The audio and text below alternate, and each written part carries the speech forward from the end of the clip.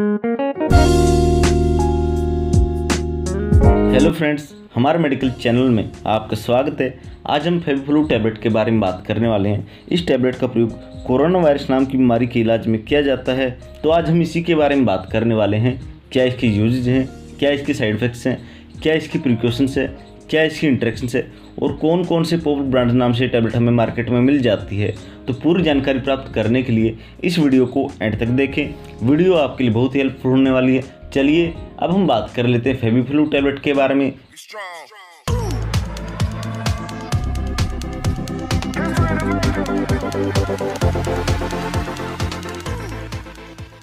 मैं आपका दोस्त पवन शर्मा और हमारे मेडिकल चैनल में आपका स्वागत है। फेविफ्लू टैबलेट के बारे में बात करें तो ग्लेनमार्क कंपनी इसकी मैन्युफैक्चरिंग करती है। अगर हम इसके कंपोजिशन के बारे में बात करें तो फेविपिराविर इसमें कंपोजिशन दिया होता है। यह हमें 200 mg, 400 mg और 800 mg की स्ट्रेंथ में मिल जाती है। अगर हम 200 mg के MRP के बारे में बात करें तो 1292 रुपये इसका MRP होता है और 34 टैबलेट्स एक स्ट्रिप में आती है। 400 mg के बारे में बात करें तो 1224 रुपये इसका MRP होता है और 17 टैबलेट्स एक स्ट्रिप में आती है। अगर हम 800 mg के बारे में बात करें तो 2560 रुपये इसका MRP होता है और 18 टैबलेट्स की स्ट्रिप आती है। अब हम बात कर लेते हैं फेविफ्लू टैबलेट काम कैसे करती है। फेविफ्लू टैबलेट एक एंटीवायरल दवा है। It stops the SARS-CoV-2 virus from multiplying. ऐसा करके यह शरीर में वायरस लोड को कम करता है और संक्रमण को फैलने से रोकता है और रिकवरी की प्रतिक्रिया को तेज करने में मदद करता है। इस तरीके से फेविफ्लू टैबलेट अपना काम करती है।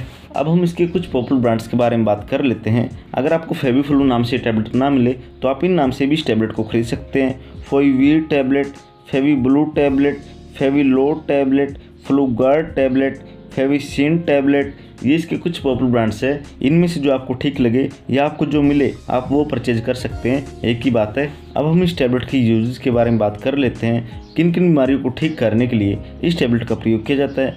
बात करें तो कोरोना नाम की बीमारी में इस टैबलेट का प्रयोग किया जाता है।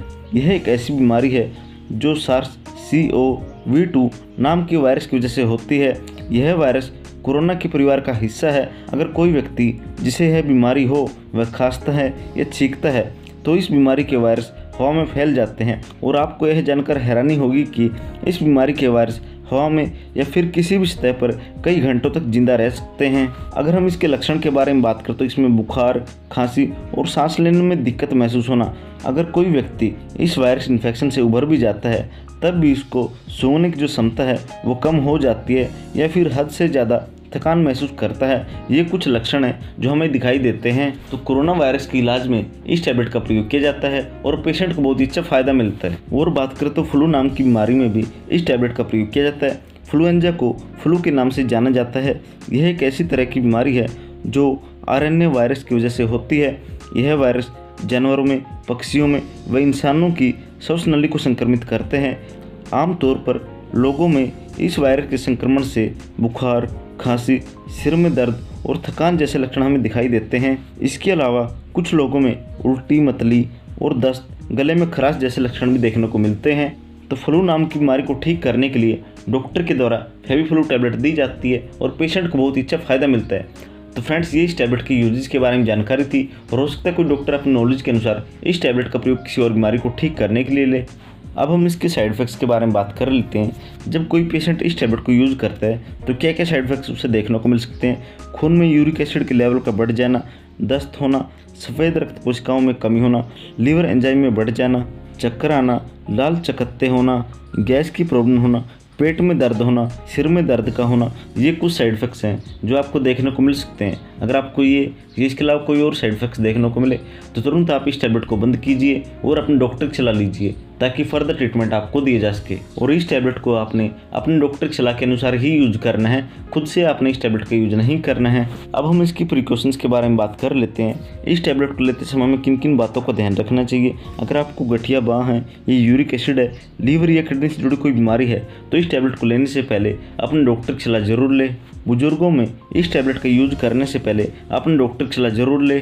अगर इस टैबलेट को लेने के बाद आपको एलर्जिक रिएक्शन दिखाई दे, जैसे कि लाल या फफोले वाले रैशेज होना, निगलने या सांस लेने में दिक्कत होना, पलकों, होठों, चेहरे, गले जीभ में सूजन आना, अगर ऐसा कोई लक्षण आपको दिखाई दे तो तुरंत आप इस टैबलेट को बंद कीजिए और अपने डॉक्टर की सलाह लीजिए।